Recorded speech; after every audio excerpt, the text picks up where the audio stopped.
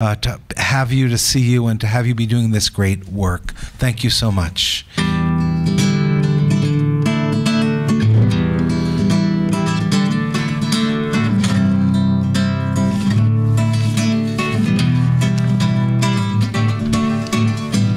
A desalambrar, que la tierra es nuestra, es tuya y de aquel, de Pedro, María, de Juan y José.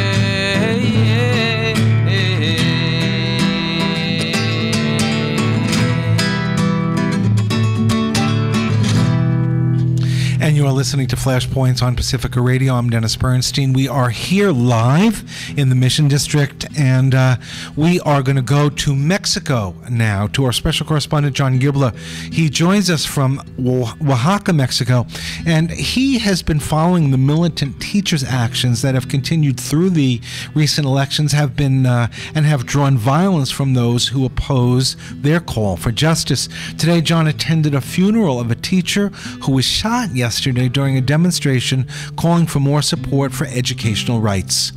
So, John, we don't have a lot of time, but first of all, tell us about the funeral today and who was shot. Actually, last night during a march that was called very quickly to support a demand for one of the leaders of the Popular Assembly here, who was up in front of his house, beaten and disappeared. The most organized to demand his immediate liberty. About 20,000, between 15 and 20,000 people marched through the streets, and between 2 and 4 gunmen from both sides at one point in the march opened fire at the crowd, wounding 3 people and killing one of the teacher's husbands. The man who was killed, Jose Coleman, 50-year-old mechanic, actually, was participating in the march in order to support his wife, who was a teacher and a member of the local state union. And what was the mood at the funeral?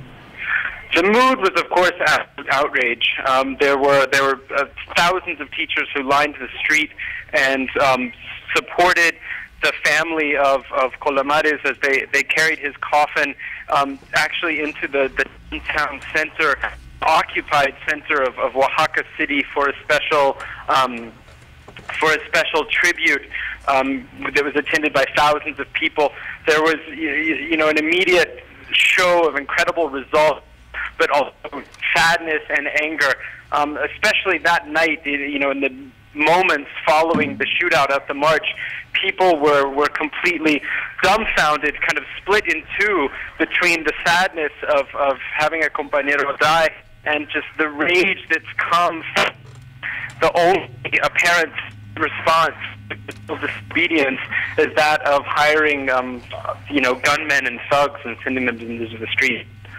And very quickly, and I know you're going to be talking more about this in Flashpoints in Espanol, but very briefly, I think there's supposed to be some kind of decision coming down Sunday, and then there's going to be Monday. Could be a big day in Mexico if it appears to millions of Mexicans that their election was stolen. Correct.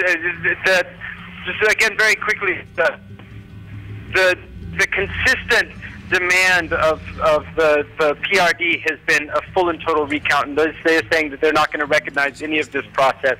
But even this process of the limited vote count, as it's continuing, is exposing serious anomalies that were suspected, and casting an incredible bad light or the light of fraud about these elections.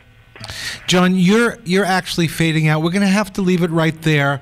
We're going to call you back for Flashpoints in Espanol, see if we can get you a better line. We thank you for your courage and for your reporting, the great reporting you've been doing from Oaxaca and from all of Mexico. Thanks for being with us on Flashpoints. Coming up next, Flashpoints in Espanol. More on this and all of this. Thank you.